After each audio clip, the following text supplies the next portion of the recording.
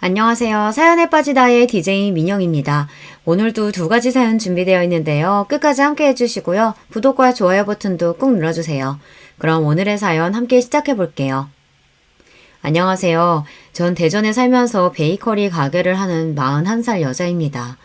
좋아하는 유튜브를 통해서 여러분과 만나 뵙게 되어 정말 반가워요. 제가 살아온 이야기를 하는 데서 우리 남동생을 빠뜨리면 안 될 것 같아 먼저 소개를 드리려고 합니다. 제 동생은 늘 웅크리고 잡니다. 눈부라치는 겨울 굴 속에서 아기 곰이 잔다면 꼭 그런 모습일까요? 특이하게 자는 모습이 귀여운 한편 갑자기 안타까움이 일어납니다. 쟤는 왜 저리 불쌍한 모습으로 자는 거야. 마음의 생채기만 남기는 이 세상과 단절하기라도 한 듯 등을 잔뜩 구부린 모습으로 자는 동생. 그러면 전 침대 위로 올라가 동생의 팔다리를 쭉쭉 밀어서 반듯하게 눕혀줍니다. 잘 때만이라도 정상인처럼 보였으면 하는 마음이었을까요? 하지만 동생은 눈을 찡긋거리더니 다시 원래의 웅크린 모양새로 돌아가곤 합니다.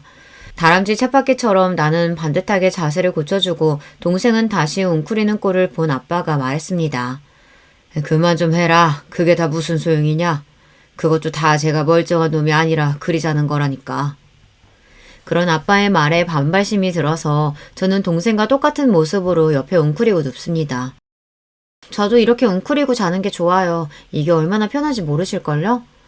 괜한 아집을 부리는 어린 딸의 마음을 아빠가 모를 리 없었겠죠. 흥 콧방귀를 뀌고 모르는 사람처럼 아빠는 지나가 버립니다. 그 뒤부터 저도 동생과 같이 곰처럼 웅크리고 자는 버릇이 생겼습니다. 자기야, 그렇게 자면 팔 안 베겨? 가끔 남편은 제 자는 모습이 불편해 보인다며 고치라고 하지만 전 그저 웃습니다.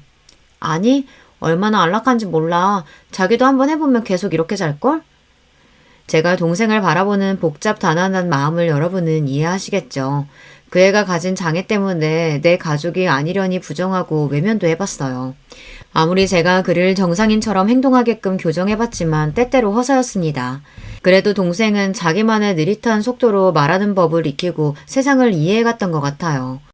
끝내 자신이 잘하는 일을 찾았고 그 일이 힘들어도 멈추지 않았습니다. 그런 동생을 저는 누구보다 아끼고 사랑합니다. 제 동생 영민이는 저보다 7년 터울로 선천적으로 뇌병변 장애를 갖고 태어났어요. 아들을 낳으라는 친할머니의 구박에 엄마는 잦은 유산을 겪으면서 어렵게 동생을 낳았지만 멀쩡하지 못한 모습을 보고 친할머니와 아빠는 욕부터 해대셨대요. 병신, 손가락질하며 놀려대던 동네 애들이나 이웃 어른들의 멸시 어린 눈빛은 늘 우리를 따라다닙니다. 동생은 나름대로 발달하고 성장해서 이제 다 큰 성인이 되었지만 그 현실은 변치 않았어요. 그리고 제가 결혼하면서 맺은 새 가족, 그 가족 중에 누구보다 동생을 혐오하는 사람이 있었는데요. 바로 그건 시어머니였습니다. 아빠의 반대로 동생은 상견례 자리 등 가족들이 모이는 공식 석상에 단 한 번도 나오지 못했어요. 장애가 있는 남동생이 하나 있다는 이야기는 들으셨지만 결혼식 날이 돼서야 처음으로 시댁 가족들은 제 동생을 만나게 되었죠. 다리 근육의 강직으로 동생은 걸을 때 바깥날 발로 자꾸만 걷게 되고 이를 교정하는 깔창을 넣었지만 아무래도 걷는 모습이 정상인과 다르게 보였습니다. 미리 마음의 준비를 하고 있었지만 동생이 걸어오는 것을 보는 시댁 가족의 당황스러운 기색이 제게 느껴졌어요. 그래도 그 기색을 애써 감추시고 동생에게 악수를 청하시는 시아버지의 모습에 가슴을 쓸어내리며 안도했죠. 하지만 시모는 목에 뭐 잘못 걸린 사람처럼 불편한 기색을 감추지 못했습니다. 그러고는 제 동생을 못 본 척 서둘러 지나치더군요. 인사 한번 건네지 않은 어머님의 모습에 속으로 좀 상처받았어요. 지금 생각해보면 그런 행동 하나하나가 시모의 인격과 민낯을 보여주는 행동인지 그때 알아챘어야 했는데 말이죠. 그런데 그 무시가 끝이 아니었습니다. 신혼여행에 돌아와 시댁에 와 있는데 대뜸 저에게 이렇게 말씀하셨어요. 네 동생은 그 꼽추 같은 거냐? 왜 그렇게 삐딱하게 걷고 이상하게 움직이는데? 무슨 병에 걸린 거야? 그런 건 전혀 아니고요. 신체 건강한 아이예요. 뇌기능 일부에 문제가 있어서 운동 능력이 정상인과 좀 다른 것 뿐이에요. 그럼 그 장애 유전자가 너희 집안에 흐르고 있는 거 아니냐? 나중에 내 손자에게 그게 옮겨갈까 무섭다. 그러니까 너 혹여 임신하게 되면 모든 검사 다 해라. 태아가 조금이라도 문제 있다면 낳지 말고 바로 지우고. 알겠냐? 시어머니라는 사람이 참 너무 무례하죠. 이후에도 시부는 틈만 나면 제 동생을 들먹이며 나를 약자로 만들었습니다. 하지만 여느 장애아 가정이 그렇듯 저도 심장에 어느 정도 근육이 배긴 사람이죠. 성치 않은 동생을 보호하고 다닐 때 우리에게 쏟아져 꽂히는 타인의 시선을 이겨내는 법, 피해 하나 주지 않았는데 그저 벌레 보듯 하며 쫓아내던 식당 주인들, 동생의 보호자로 살아온 세월 밥은 어디 꽁으로 먹었겠습니까? 그렇다고 해서 아픈 게 죄는 아니잖아요. 이리 항변해본들 우리 편 들어줄 정상이 있는 세상에 몇 없다는 걸 아니까 그저 체념하고 혼자 삭히는 수밖에 없었습니다. 시모가 제게 했던 모욕적인 언행을 남편에게 옮기지 않았어요. 그건 단지 가정의 분란이 끔찍이도 싫어서였어요. 제가 그런 선택을 하게 된 것은 사실 친정아빠의 영향이 컸습니다. 우리 집안이 이럴 리가 없는데 이게 다 네 엄마 탓이야. 저런 거 내 눈앞에서 치워. 우리 아빠는 그 어떤 타인보다 더 거칠게 자기 아들을 혐오했습니다. 아버지는 명문고와 명문대를 거쳐 공직 생활을 하셨던 분이죠. 남다른 자신감과 오만함으로 똘똘 뭉친 사람이 바로 우리 아빠였죠. 그런 사람에게 자식이 뇌에 일부 장애를 안고 태어났다는 사실은 아마 더할 수 없는 충격이었겠다고 전 그리 짐작합니다. 가족 동반으로 나서는 어떤 자리에서도 동생 영민이는 없는 자식처럼 집에 떨궈놓고 가셨어요. 반대로 엄마는 불쌍한 내 자식, 아픈 손가락인 영민이를 더 끔찍이 위하고 감싸셨죠. 전 부모님의 극단 사이에서 딱 중간이었습니다. 동생을 놓고 부모님 싸움 벌어지는 것도 싫고 엄마의 온 관심이 영민이만 향해 있는 것도 원망스러웠어요. 그래서 사춘기 시절 영민이가 미웠고 내 동생이 아니었으면 어디 사라져버렸으면 기도를 드린 적도 있었습니다. 하지만 그럼에도 영민이는 저를 제일 따랐고 좋아했어요. 집 밖에 나서면 주변 눈총에 무섭다는 엄마와 달리 전 동생을 여기저기 데리고 다녔습니다. 무식하고 용감한 게 제 성미라 남들 시선이 싫어도 그럴수록 더 내 동생을 세상에 내놓고 싶어졌어요. 그래서 동생은 세상이 어떤지도 알고 그런 만큼 자신의 결정을 받아들이고 강하게 이겨나갔습니다. 스스로 신발을 신고 벗고 누나에게 가끔 당돌하게 조언도 하는 그런 어른으로 성장했죠. 성인이 된 동생은 한 사회복지단체에서 수제 쿠키를 만드는 일을 하는 직원이 되었는걸요. 나이 21살에 받는 월급이 고작 20만 원에 불과했지만요. 최저시급도 받지 못하는 일이지만 간사님은 정말 성실하고 꼼꼼하게 일 잘한다며 영민이를 칭찬하셨습니다. 한편 아빠 역시 세월의 흐름을 비껴갈 수 없었는지 공직자 생활에서 은퇴하셨어요. 철마다 드시는 보약에 엄마에게 온갖 보신 음식을 해내라며 건강을 끔찍이 챙기던 아빠가 암을 얻었다는 소리를 들었을 때 전 믿을 수 없었습니다. 진짜야, 너희 아빠가 대장암이라더라. 세상 참 웃기지? 다른 사람도 아니고 너희 아빠 같은 사람이 암에 걸리다니. 자존심에 끝까지 자신의 병을 자식에게 드러내는 양반은 아니셨고 엄마가 아빠가 암에 걸렸다는 사실을 알려주었습니다. 3번에 걸친 항암 치료와 짧지 않은 투병 생활 동안 아빠는 자신이 죽지 않을 거라는 확신을 가진 사람처럼 꼿꼿이 지내셨어요. 3년의 투병 생활 끝에 아버지를 보내면서 슬픔이나 그리움보다는 허탈함과 해방감이 몰려왔습니다. 도리어 아버지 간병하면서 엄마의 건강이 나빠지는 것이 염려되었던 전 차라리 다행이다 싶었습니다. 아버지, 1,000만 원이 누구 집 애 이름이에요? 엄마 그만 고생시키고 이제 받아들이세요. 아빠를 닮았는지 저 역시 지독히도 상처 주는 말을 하는 딸이었습니다. 한 번 주사에 1,000만 원이나 드는 신약을 놔달라는 아빠 얘기를 단칼에 거절했거든요. 제 말에 동공이 확장되며 놀라 아무 말도 못하고 고개를 떨구던 아빠의 모습이 기억납니다. 그러고 한 달 뒤 아버지는 눈을 감으셨어요. 어쩌면 부여잡고 계셨던 마지막 생의 끈을 저 때문에 놓으셨을지도 몰라요. 지금도 추모원에 안치된 아버지의 유골함 앞에서 전 사죄의 말씀부터 나옵니다. 아버지와 딸로 만나서 이번 생 서로에게 참 힘들었죠. 다음 생에는 그저 어깨동무하고 지내는 친구처럼 만나요. 마지막 가시는 길에 많이 미안했어요. 아버지. 아빠가 떠나고 친정집에는 엄마와 남동생 둘만 남았습니다. 늘 불편했던 아버지의 빈자리는 생각보다 더 크게 다가왔어요. 긴 간병 생활 끝에 엄마의 몸과 마음이 많이 쇠약해졌고 동생의 출퇴근도 도울 수 없어서 그런 친정이 전 늘 걱정이었습니다.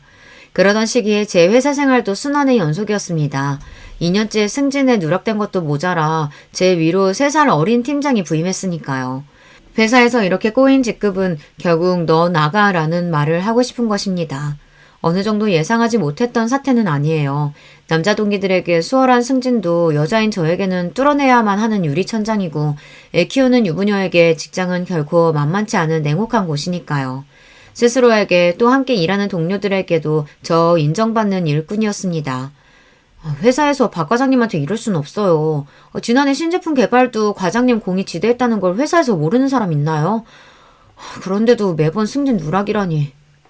게다가 외부에서 영입했다는 그 팀장은 벌써 과장님 눌러 죽이기로 작정한 것 같던데요. 애딸린 아줌마는 이제 그만 집에서 쉬어도 되지 않나. 조롱에 가까운 말로 새 팀장은 저를 찍어 누르며 전 하루하루 버티는 마음으로 출퇴근을 하고 있었습니다. 엄마, 나 공부랑 안 맞는 거 아시잖아요. 그런데 왜 꼭 공부를 해야 돼요? 그래야 좋은 대학도 가고 좋은 직장에 들어가지. 좋은 직장에 가면? 아니, 어떤 직장이 좋은 데인데? 엄마처럼 대기업만 좋은 직장인 거야? 딸의 질문에 저는 벙어리가 되고 말았습니다. 칭찬에 인색한 친정아빠도 대기업에 입사할 때 처음 저에게 악수를 청하셨습니다. 대기업에 들어갈 정도는 되니 이제 인간적으로 대우해준다는 듯이 말이죠. 취업 소식에 연봉은 1억이나 되냐며 묻던 친구들과 친척들의 부러움과 질시 어린 눈빛을 기억합니다. 하지만 지금 제 신세는 어떤가요? 인간적 멸시, 내 성취에 대한 철저한 무시가 회사의 답이었어요. 대기업에서도 집안 좋은 자제는 더 치고 나가는 법이고요. 여자면 더 불리하고요. 거기에 결혼까지 해서 애까지 딸려있다. 그럼 더러운 꼴 보기 전에 제 발로 알아서 나가라는 무언의 압박이 가득한 곳입니다. 내 평생을 바쳐 겨우 얻은 대기업 박과장이라는 명함을 버리기로 결심했습니다. 그렇지만 차마 남편에게 말이 떨어지지가 않아서 제 뜻대로 사표를 쓰고 나와 출근하는 척 며칠을 나왔어요. 그러기를 2주 정도 흘렀을까요? 여보, 나 출근할게. 오늘은 가지 말고 나랑 매운탕이나 먹고 오자. 응? 갑자기? 왜? 갑자기 먹고 싶은 거 먹으러 가면 안 돼? 회사에 아프다고 뻥치고 나랑 양평 가자.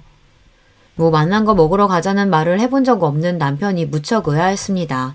그가 이끄는 흰 간판에 붉은 글씨로 적힌 땡땡 매우탕 식당에 들어가서 자리에 앉아 아주머니가 내어주신 반찬을 하나하나 먹어보고 있었죠.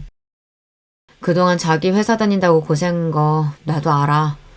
회사에서는 집에서 살림이나 하라면 얼마나 구박했겠어.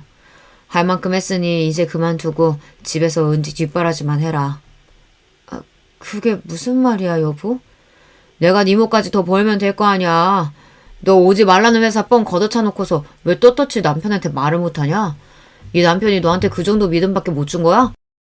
남편 말에 서러움을 끄끄 참으며 눈물인지 콩나물인지 모를 것을 씹어대고 있었습니다. 그간의 서러움과 고생을 남편이 알아준다는 것 자체가 고마워서 고개만 끄덕였어요. 그렇게 14년을 다니던 회사를 그만두고 아침에 일어나 남편과 은지 아침만 챙겨주고 나면 찾아오는 시간의 여유로움을 처음 느껴보았습니다. 그래, 나 참 열심히 달려왔잖아. 이제 앞으로 내가 하고 싶은 일을 찾아보는 거야. 빈 시간에 이런저런 회사 이력서도 넣어보고 창업 설명회도 다니면서 어떤 일을 할까 기웃기웃거리며 내 동생 생각이 났습니다. 나는 여자라는 사실만으로 차별받아 이렇게 서러운데 장애 있는 내 동생은 세상 온 곳에서 배척당했으니 그 한이 얼마나 깊을까. 그리고 동생을 최저시급도 받지 못하는 지금의 직장에서 구해주고 싶었습니다. 여보, 내가 동생과 함께 할 수 있는 일을 해보면 어떨까? 처남이랑? 물론 그럴 수만 있다면 처남에게도 당신에게도 좋은 일이지. 근데 그런 일이 있겠나? 동생이 다니던 회사에서 쿠키를 잘 굽는다는 칭찬이 자자했습니다. 또 은지가 어릴 때 휴일날 함께 베이킹했던 기억이 저에게는 달콤하게 남아있거든요. 그런 생각을 하다 보니 모든 상황은 저를 이렇게 빵가게 사장으로 이끌었어요. 여러분 주변을 둘러보세요. 파리바게트 같은 대기업부터 개인 가게까지 베이커리 상점이 얼마나 많은가요? 레드오션 중에 레드오션이지만 전 용감하게 그 속으로 뛰어들어 보았습니다. 느리지만 정성스럽게 굽는 빵이라는 간판을 걸고 우리 남매의 가게를 열었어요. 당연히 처음에는 적자의 연속이었죠. 정말 어떤 날은 가게에 딱 한 분 손님만 오셔서 제가 남은 빵 여러 개를 덤으로 더 드렸던 기억도 있네요. 그 좋은 회사 걷어차고 한다는 게 고작 빵 쪼가리 파는 데라니. 기가 찬다 참. 그것도 네 장에 걸린 동생 데리고 가게가 아주 잘도 돌아가겠다. 어? 그러게 왜 그 좋은 데를 네 발로 차고 나오냐 나오길. 오늘 나온 빵 어머님이 다 사주실 것 아니면 동생, 아니 우리 직원에 대해 그렇게 말씀하지 마세요. 환영의 인사로 충분해야 할 개업식 날 찾아온 시몬은 이렇게 말로 초를 치기 시작했습니다. 시몬은 떠나는 순간까지 저에게 괜히 가게나 해서 집안 재산 들여먹는 거 아니냐, 동생은 내보내라는 등 잔소리 넘는 간섭으로 아주 기운을 빼놓으셨죠. 시모가 가시고 속상한 마음에 맥주 한 캔을 들이키는 저에게 남편은 미안하다는 듯한 한마디를 건네더군요. 오늘 엄마 말씀 많이 서운했지? 그런데 너무 미워하지 마라. 다 자식 걱정에 그러시는 거 아니겠어? 그러면서 남편은 통장과 도장을 제 앞에 내놓았어요. 안 그래도 가게 차리면서 은행에 진 빚은 있지 빵은 잘 안 팔리지. 돈 걱정이 많았던 제 마음을 남편이 알아준 겁니다. 그 돈은 바로 자기 용돈을 모아놓은 적금 통장이었어요.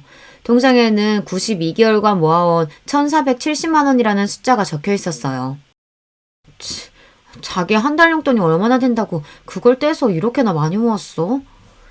놀란 마음을 감추고 이렇게 퉁명스레 얘기했지만 사실 속으로 떨렸습니다. 왠지 대학교 때 등록금 하려고 모아놨는데 저것이나 하는 거 보니 대학이나 갈까 모르겠다. 처남은 나한테 아들과 마찬가지라고. 그러니 처남 등록금이라고 생각하고 내가 도울 거 있으면 또 말해. 이러니 내가 시몬은 싫어도 남편만 보며 어찌어찌 결혼 생활을 이어갔던 것 같아요. 많은 우려 속에 연 베이커리 가게는 저와 우리 친정 가족의 희망 그 자체였습니다. 동생은 빵을 구울 때 세상에서 가장 행복해 보였어요. 물론 보통의 사람보다야 많은 시간을 들여야 하죠. 하지만 정성스럽게 굽는 만큼 빵의 결은 더욱 보드랍고 쿠키의 버터 냄새는 더욱 고소합니다. 이 향과 맛은 오시는 단골 손님들이 더 기가 막히게 알아채세요. 사장님, 오늘 쿠키는 사장님이 구우셨죠? 우리 배우님이 구운 것과는 향 자체가 다르다고요. 맞죠? 맞죠? 어머, 귀신이네. 우리 배우군은 어제 손을 좀 다쳐서 오늘은 부득이 제가 구웠으니 양해해 주세요. 어머머, 우리 배우님 많이 다치셨나요? 도리어 손님 중에 이렇게 동생이 만든 빵을 선호하고 또 가게에서 안 보이면 걱정하는 분들이 늘어났답니다. 제 동생이 제일 좋아하는 동물은 곰, 그래서 가게에서 닉네임이 베어라는 명찰을 달고 있어요. 가게에 오시는 손님들은 동생을 배어님이라고 부르죠. 부분들에게 베어는 더 이상 내병변 장애인이 아니라 맛있는 베이커리를 굽는 파티셰입니다. 내 동생은 지금 최고로 행복하다면서 자기 일에 자부심을 갖고 누구보다 성실하게 일하고 있어요. 사람의 애정과 노력은 배신하지 않는 법이죠. 우리 베이커리를 찾아주는 손님들은 갈수록 늘어났답니다. 어떤 날은 가게 문을 닫는 9시가 되기 한참 전에 모든 빵이 다 팔리기도 해요. 어머, 퇴근하고 바로 뛰어오는데 벌써 솔드아웃이에요? 참, 오늘 하루가 고돼서 여기 빵 너무 먹고 싶었는데. 이렇게 아쉬움으로 발걸음을 돌리는 손님들이 생길 지경이었어요. 저와 동생은 욕심부리지 않고 하루 생산할 수 있는 만큼의 베이커리를 생산하느라 손님들의 기대에 못 미치는 양일 수 있어요. 그래도 우리 집 생활비에 동생 월급 그리고 가게 빚 이자를 내기에는 충분할 만큼 수익을 내게 되었죠. 저희 가게를 사랑해주시는 많은 분들께 이 자리를 빌려 정말 감사드려요. 한편 남편에게는 7살 어린 여동생이 있었는데요. 이 친구가 또 골칫거립니다. 우리 막둥이 봐라. 저렇게나 예쁘고 곰살맞으니 어느 놈이 데려갈까 아깝기도 하네. 네 주변에 누구 좋은 사위감 없냐? 사자 직업 아니면 남자 집안에 건물 한 채 정도 있는 남자라야 신우에게 대볼 수 있다는 시모의 말에 실서가 나왔습니다. 고슴도치 눈에는 자식의 가시도 장미 이파리처럼 보이는 격이죠. 언니, 나 친구랑 여행 왔다가 수중에 돈 한 푼 안 남아버렸어요. 그러니까 언니가 나 좀 데리러 와줘요. 거기가 어딘데요? 운전면허도 없는 대학생이 강원도 양양까지 갔다니 거기에다가 교통비도 없어서 못 오고 있다는 말을 부끄럽지도 않은지 서슴지 않고 합니다. 신우이는 그런 여자예요. 약삭 바르고 눈치가 굳어낸 여우라 그런 막내딸이 이쁘다며 시모는 물고 빨고 어린애 대하듯 오냐오냐 키우셨어요. 덕분에 시댁에서 온갖 좋은 것은 장남인 남편을 제치고 모두 신우이의 몫이었다네요. 전 퇴근하자마자 운전대를 잡고 양양으로 향했죠. 언니, 지금 이렇게 늦게 오면 어떡해요. 배고파 뒤지는 줄 알았네. 차에 뭐 먹을 거 있어요? 반갑고 고맙다는 인사는 뒷전이고 만나자마자 짜증을 내는 신우이의 옆에는 머쓱하게 서 있는 한 남자애가 보였습니다. 이 남자가 아가씨랑 같이 온 사람이에요? 아가씨 친구랑 여행 왔다면서요.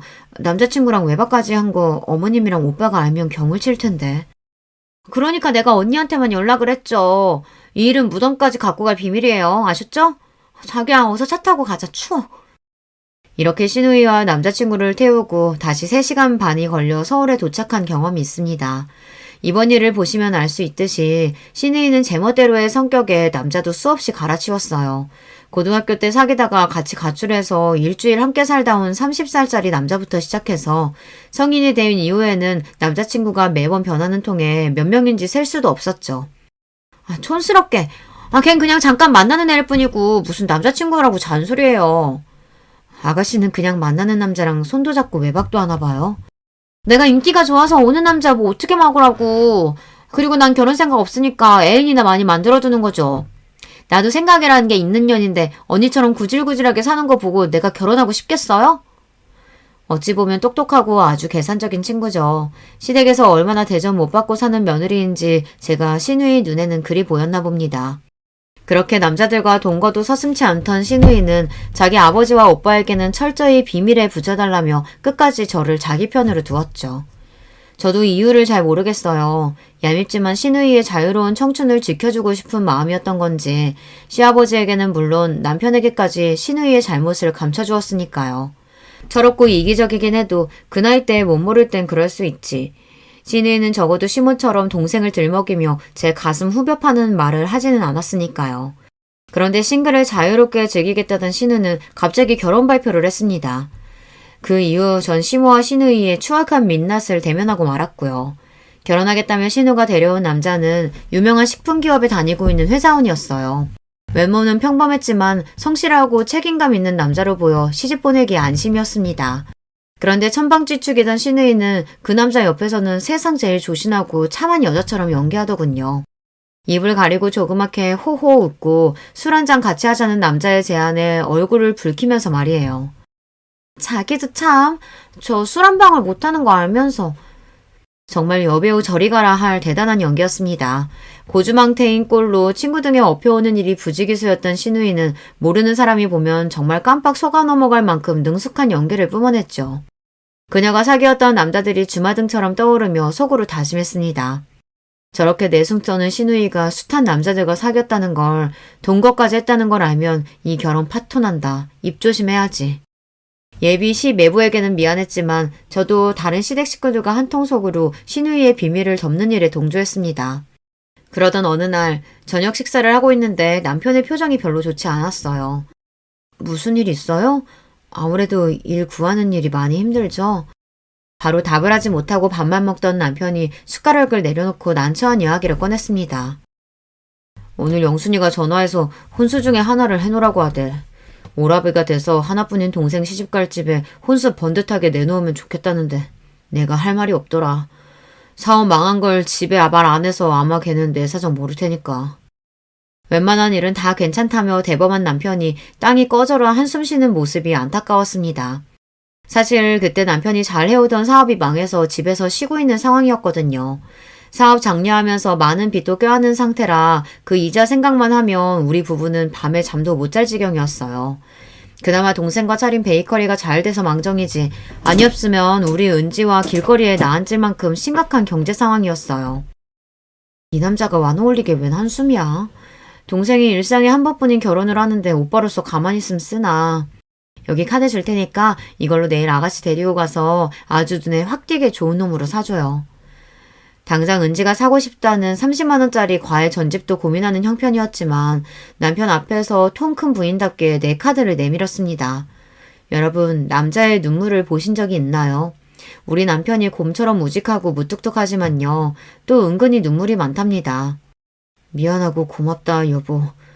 하며 고개를 수그리고 카드를 받아가던 남편은 제가 모르는 줄 알았겠지만 전 보았어요. 눈가에 슬며시 맺힌 남편의 눈물을요. 남편의 사업 실패 이후 살림은 빠듯했지만 열심히 살다 보면 빚도 다 갚지 않겠어요. 그저 베이커리나 열심히 운영하면서 하루하루 바쁘게 살아갔죠. 시간이 어찌나 빨리 흐르는지 어느덧 신우의 결혼식 당일이 되었어요. 아침에 식구들대로 결혼식에 갈 채비를 하다가 전 축의금 봉투를 만지작거리며 얼마를 넣을지 고민을 하고 있었습니다. 남편이 그런 저를 툭 치며 왜 그러냐고 묻더군요. 아니, 오늘 아가씨 결혼식 축의금 얼마를 해야 하는 걸까? 뭐 그런 걸 걱정하느라 한참 동안 앉아있어. 300만 원이나 하는 비싼 TV도 사줬는데 뭘 굳이 축의금까지 줘야 해? 그래도 어떻게 빈손으로 가. 그래도 체면치레는 하고자 적다면 적지만 우리 형편에는 큰맘 먹고 50만 원을 축의금 봉투에 넣어냈습니다.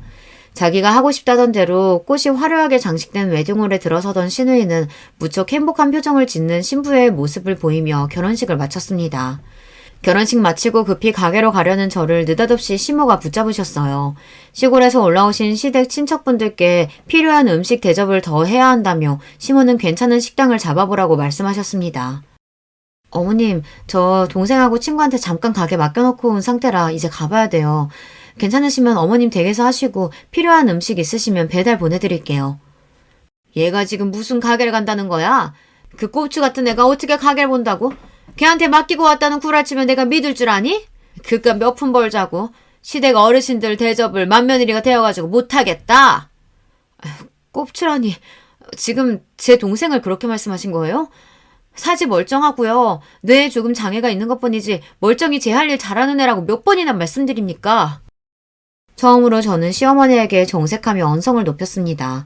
그러자 결혼식장에 계신 몇몇 분의 눈길이 우리에게 향했고 제가 뭐라고 더 시모에게 이야기하려는 순간 남편이 가로막았습니다. 어머니, 좋은 날 왜 그러세요?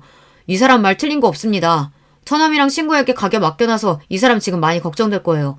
그냥 보내주시고 저랑 같이 얘기하세요. 네? 자기야, 이제 얼른 가게 가봐. 남편은 저에게 눈을 찡긋하고 시모를 말렸어요. 뭐라 더 저한테 화내려다가 손님들 눈치에 겨우 참는 시모를 뒤로하고 전 급히 결혼식장을 빠져나왔습니다. 뛰다시피 가게에 가보니 역시나 동생은 손님 응대에 어쩔 줄 모르는 상황에 놓여 있었습니다. 바로 내 앞에서 무화과시 콘 딱 떨어졌다고 하시면 어떡해요. 그럼 아까부터 그렇다고 얘기해야지. 그랬으면 바쁜 내가 지금까지 안 기다렸지. 많이 늘었다지만 아직 동생에게 이런 손님들, 특히 가게에 와서 과한 서비스를 요구하는 진상 손님을 매끄럽게 대하는 일은 무척 어려웠을 거예요. 손님, 저희 간판 보셨나요? 내가 그런 것까지 봐야 돼요? 친구가 맛있다고 알려줘서 그냥 와봤는데 직원은 말도 제대로 못하고 가게 인테리어나 서비스나 뭐 이렇게 구질구질해. 지금 말하는 당신이 사장인가 보죠? 네, 제가 사장입니다. 제 가게니까 제 마음대로 손님 가려받을 수 있죠. 이 친구는 어릴 적 뇌병변으로 의사소통이 다소 서툽니다. 그래도 베이킹 솜씨는 기가 막혀서 이렇게 오후 4시가 되기도 전에 인기 제품은 동이 나곤 하죠. 맛도 잘 알고 인격도 갖춘 손님이 저희 가게 와주셨으면 좋겠으니 손님은 더 화려하고 좋은 다른 가게 가시는 게 어울리겠네요. 내 동생에게 삿대질을 하려던 그 진산 손님, 멱살이라도 잡아채서 내보내고 싶었지만 화를 꾹꾹 누르고 최대한 정중하게 손님에게 가시라고 했습니다. 있는 대로 콧방귀를 끼워가며 기분 나쁜 티 팍팍 내고서 그 진상은 나가버렸고요. 영민아, 저 손님이 너한테 화내고 따져서 많이 두려웠었지? 그 손님은 다시 오지 않아. 이제 다 괜찮아. 불안한 마음이 되자 영민이가 예전에 가지고 있던 틱 현상이 다시 도졌어요. 손가락을 잔뜩 구부리고 고개를 까딱거리던 동생은 우는 얼굴이 되어 제 품에 안겼습니다. 저는 그런 동생을 토닥이며 괜찮다 달래주었죠. 친구가 화장실에 간다며 자리를 비운 10분 사이에 이런 일을 당했다는데 그보다는 제가 더 일찍 와서 옆에 있어야 했다는 죄책감으로 미안한 마음뿐이었어요. 이렇게 신우이의 결혼식 날은 저에게 여러모로 힘들었던 날로 기억됩니다. 그런데요, 이 일들은 곧 닥쳐올 시련의 예고편에 불과했습니다. 이튿날 시모가 우리 가게에 찾아와서는 한바탕 뒤집어 놓고 갔거든요. 내가 말하고 있는데도 무시하면서 시어른들 나 몰라라 하고선 너 그날 잘도 도망치더라? 그래서 그 대단한 신가게가 얼마나 잘 됐는지 내 눈으로 구경을 왔다. 뭐 손님이 그리 많지도 않구만. 가게 안에는 손님이 몇 분 계셨는데도 아랑곳하지 않고 시어머니는 이렇게 대놓고 역정부터 내셨습니다. 어머님, 손님도 계신데 언성을 좀. 영민아, 여기 이 손님 갖고 오신 빵 계산해 드릴 수 있지? 네, 사장님. 씩씩하게 대답하던 동생은 천천히 그렇지만 온 신경을 집중해서 손님 빵을 하나하나 계산해드리고 있었습니다. 그 모습을 물끄러미 바라보시던 시모는 저에게 그러셨어요. 가만 보면 너도 어디 하나가 모자란 것도 같다. 네 동생이 빵이야 굽는다 쳐도 구태여 손님들한테 보이는 게 창피하지도 않니? 내가 손님이면 빵 사러 왔다가 어이쿠야 하고 놀라서 나가버리겠다. 지금 하신 말씀 취소하세요. 영업장에 와서까지 제 동생 모욕하시면 저 가만히 안 있습니다. 그때 제 눈앞에 번쩍하고 성광이 보였습니다. 화가 난 시모가 제 뺨을 한 대 올려버린 것이었죠. 이 건방진 년이 지난번 일도 그렇고 오늘 또 뭐라고 짓거리는 게야? 말이 나와서 말인데 결혼식 축의금도 고정 50만 원 했더라? 하나뿐인 시누이다 이년아. 네가 그러고도 가족이야? 네 동생만 그렇게 챙기고 살 거면 차라리 내 아들하고 이혼이나 해. 시무의 말에 너무 기가 막혀서 금세 대답이 나오지 못하고 잠시 어버버했어요. 그때 그 광경을 지켜보시던 단골 손님이 저 대신 나서주셨습니다. 어르신, 제가 나설 입장은 아니지만 우리 배우님은 이 가게에 없어서는 안 될 뿐이에요. 어서 우리 사장님과 배우님에게 사과해 주셔야겠는데요. 아니면 영업 방해와 폭력으로 경찰에 신고하겠어요. 이 여자는 또 뭐야? 당신이 뭔데 내 아들 가게에서 이래라 저래라. 그만! 제발 어머님은 빠지시라고요. 전 더 이상 참지 못하고 시모에게 내지르고 말았습니다. 당신하고 다시 얼굴 볼 일 없게 할 테니 이제 내 가게에서 나가세요. 여긴 나와 내 동생의 가게고 당신 아들은 지금 백수로 놀고 먹고 있으니까 어머님은 아무 권리가 없으니 당장 나가시라고요. 시모는 자기 아들이 백수라는 부분에 놀랐는지 제가 막무가내로 쫓아내서 당황한 건지 모르겠지만 획하니 가게를 나가버렸습니다. 저분 시어머니 맞죠? 참 사장님의 마음고생이 심했겠네요. 시모가 절 때리고 서로 싸우는 광경을 본 데다 제가 서럽게 우니까 동상은 불안해하며 펄짝펄짝 제자리에서 뛰어댔습니다. 그 손님은 동생의 손을 잡아주면서 달래주는 한편 제 편에 서서 이야기를 들어주었고요. 그러네요. 손님이 현명하네요. 나도 이제 저런 시어머니 뻥 차버리려고요. 멀쩡히 서 있을 기력도 없던 저는 남은 빵을 손님에게 다 드리고 일찍 가게 문을 닫았습니다. 동생을 집에 데려다주고 나서 남편에게 곧바로 전화했어요. 그리고 마음속에서 몇 번이나 다짐했던 말을 내뱉었습니다. 나 당신이랑 못 살 것 같아. 나에게는 더없이 좋은 남편이었지만 우리 은지에게서 아빠를 빼앗고 싶지 않았지만 어머님 때문에 결국 난 당신을 떠날 거야. 지금 그분과 같은 하늘 아래 숨쉬고 있다는 것만으로도 미칠 지경이니까 날 놔줘요. 아마 남편은 마른 하늘에 날벼락 맞은 심경이었겠죠. 하지만 그간 시모가 저지른 추악한 일들, 오늘 일까지 남편에게 모두 쏟아내었습니다. 남편은 갑작스러운 이혼 통보를 믿기 힘들어했지만 전 생각할 여유도 주지 않고 바로 짐을 싸서 가출해버렸어요. 여러 번 울려대는 남편의 전화를 차단하고 가게로 찾아오는 남편을 외면하며 전 홀로 설 준비를 하고 있었습니다. 그렇게 매일 울며 지내던 어느 날 가게로 시누이가 찾아왔어요.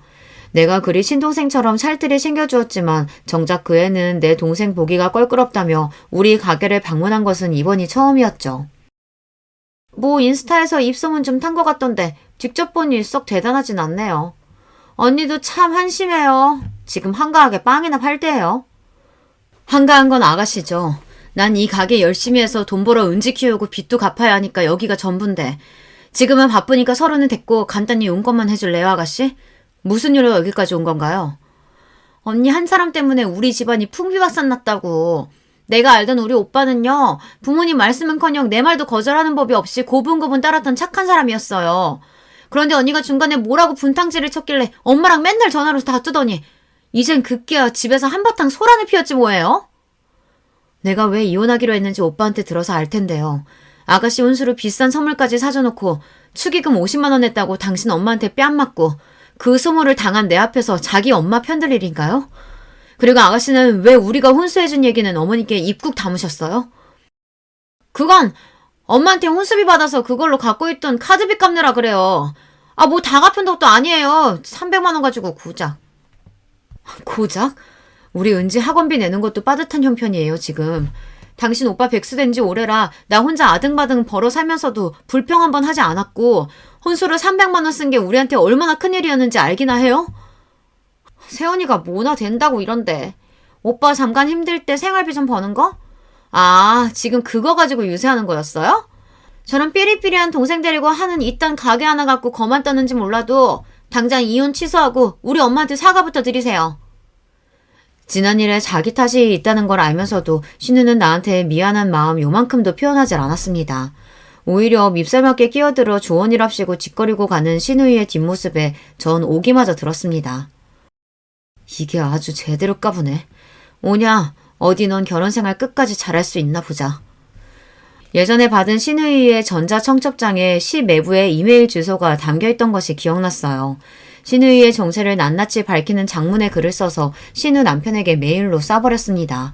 그 이메일에는 신우가 미혼 시절 얼마나 남자관계가 더러웠는지, 게다가 임신해서 낙태수술을 받기 위해 나와 같이 산부인과에 갔던 일까지 모조리 담아서요.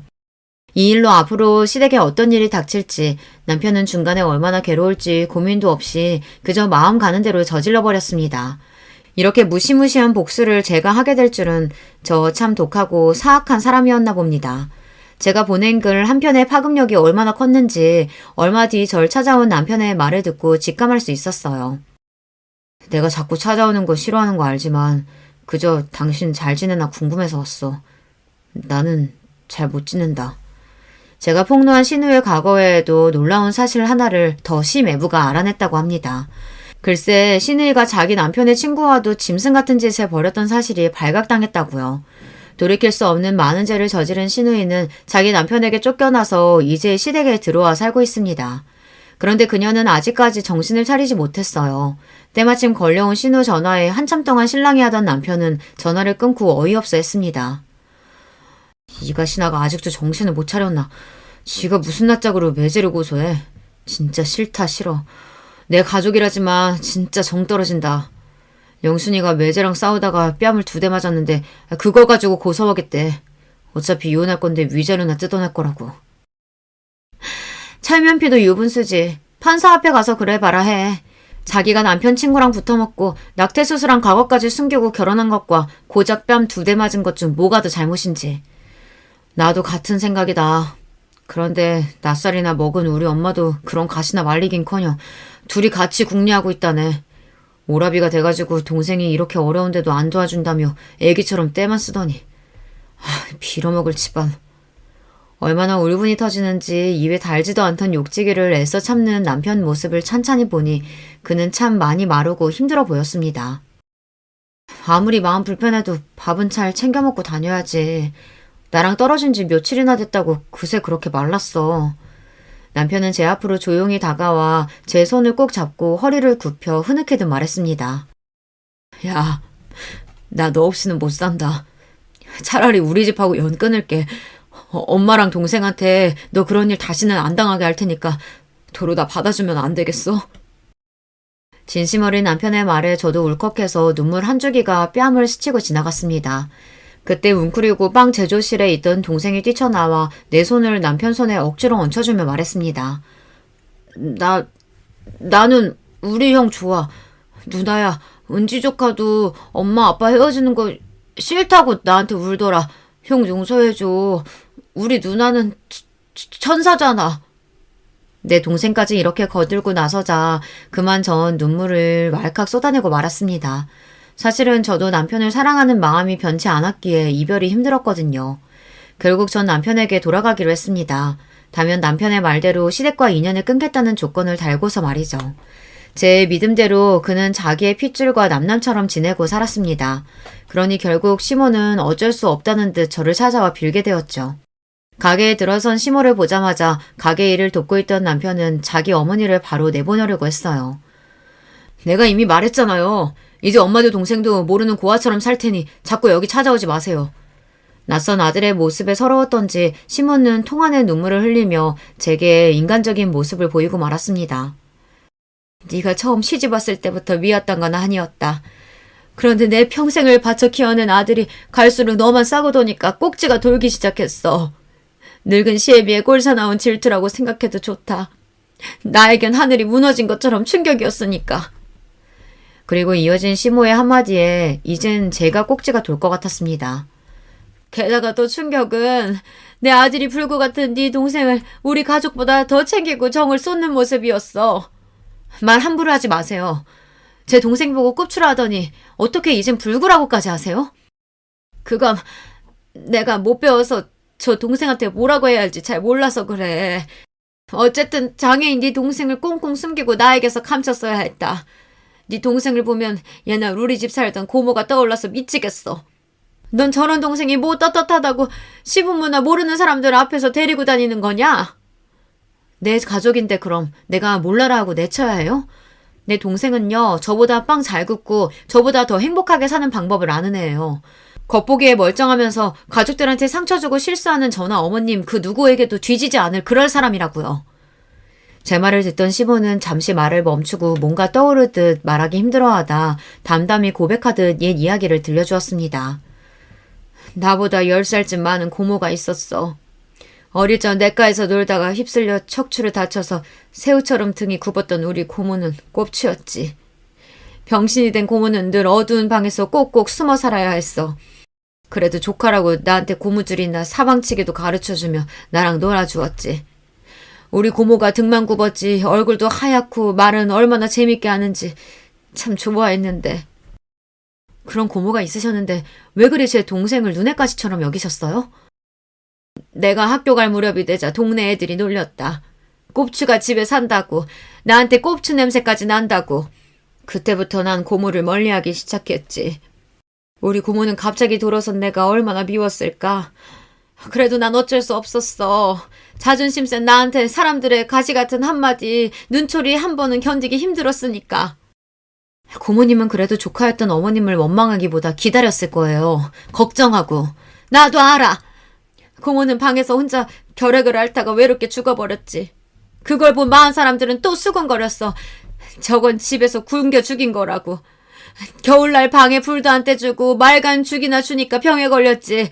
결국 가족에게 죽임당한 거나 마찬가지라고. 입 하나가 아까웠던 그 시절을 네가 아니? 나도 가슴 찢어지게 아파하고 고모 보냈지만 어차피 제대로 살지 못할 사람이라면 차라리 일찍 저승 가는 게 낫겠다 여겼어. 그리고 나는 절대로 남들 손가락질 받을 사람이 안 되겠다 다짐했지. 날 좋아하는 사람 하나 없어도 속으로 난 대단한 사람이다. 그리 외워가며 살아왔어. 그런데 너희 남매는 어떻게 왜 그리 당당할 수 있는 거냐? 네 동생은 누구보다 챙기면서 우리 영순이 축의금은 꼴랑 50만 원 하는 걸 보고 내가 그만 눈이 뒤집히고 말았던 거야. 시모는 거만한 가면을 내려놓고 솔직하게 부끄러운 과거까지 모두 얘기하셨습니다. 그 말씀을 들으니 왜 그리 제 동생과 저에게 모질게 대하셨는지 조금 이해가 가기도 했어요. 하지만 사람이 곁에 있을 때 잘해야 한다고 그 말씀 한 번으로 시모와 벌어진 사이를 단숨에 붙이기란 어려웠습니다. 그리고 남편 역시 저와 같은 생각이었고요. 어머니, 그만 일어나시고 눈물 닦으세요. 그 마음 충분히 이해하는데 아직 시간이 필요합니다. 제 결심은 달라질 것이 없으니까요. 그래도 기어이 저 병신 같은 것들을 네가 데리고 가겠다. 널 낳아 길러준 네 어미를 버리고. 한참 눈물 짓던 시모는 이제 분노를 터뜨리며 악에 악을 쓰기 시작했어요. 저는요. 우리 남편이 우리 은지가 설령 어머님이 장애자였어도 다 품었을 거예요. 사랑하는 가족이니까 부족한 부분은 제가 채워주면서 끝까지 책임지고 살았을 겁니다. 시모는 제 이야기에 놀란 눈이 되어 털썩 주저앉아 한참 통곡하셨습니다. 나 이만 가마. 새아가 미안했다. 언젠가가 되면 보자꾸나. 시몬은 온몸에 기운이 다 빠진 사람처럼 축 늘어진 모습으로 떠나셨고 그리 끈질기게 연락하고 괴롭히던 일도 멈추셨습니다. 아마 그날 우리의 대화로 느끼셨을지도 몰라요. 서로에게 적당한 거리를 갖고 각자의 상처가 아문 그 어느 나중에 보는 것이 현명하다는 것을 말이죠. 이렇게 혼란스러운 일들이 지나자 우리 세 식구는 평화롭게 지내게 되었습니다. 남편은 백수 생활을 접고 어느 기업체에 취직해서 잘 다니고 있고 전 여전히 동생과 함께 베이커리 가게를 하며 삽니다. 제 삶에서 전과 달라진 점이 있다면 만사에 더 감사하게 되었다는 것, 명절마다 시댁 챙기느라 못 갔던 우리 친정에 가서 재미나게 지내다 온다는 것, 남편과 더 돈독하게 부부의 정이 쌓아간다는 것, 그 정도일까요? 미래의 일은 알 수 없기에 언젠가 시모와 시누이를 만나게 되겠지만요. 만약 이전과 같은 모습이라면 얼마든지 손을 뻗어 내 삶에서 밀어낼 작정이기에 전처럼 두렵지만은 않습니다. 그리고 이제 제 이야기를 마무리하려고 합니다. 가게에서 틈틈이 이 글을 쓰는데 동생이 무척 많은 관심을 가지고 쳐다보더군요. 누나가 글을 쓸 때 표정 이쁘다.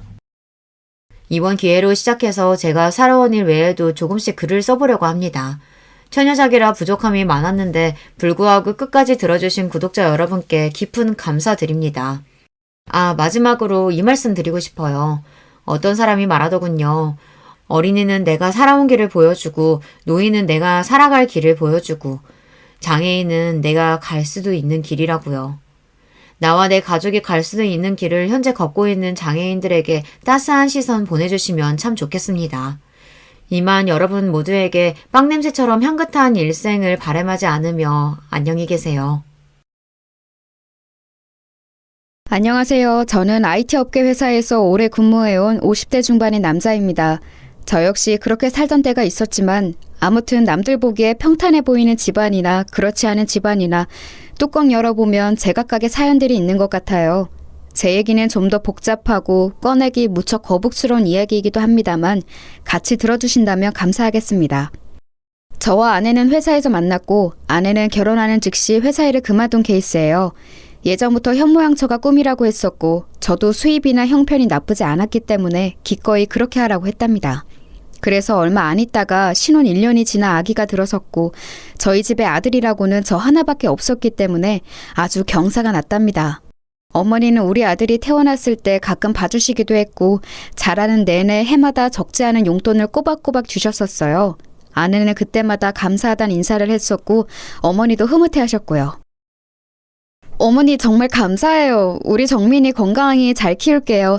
주신 용돈으로 옷도 잘 해입히고 맛있는 것도 꾸준히 해먹일 거예요. 아내가 이렇게 인사한 이유는 어머니는 정말 섭섭지 않게 용돈을 주셨거든요. 그렇게 해서 시간이 흘러 우리 아들이 초등학교 4학년쯤 되었을 때의 일인데요. 그쯤 되어 어머니가 많이 아프셨어요. 연세도 연세이기도 하고 그쯤 되면 다들 몸이 안 좋아진다고 하지만 특히 관절이 너무 약해지셨더라고요.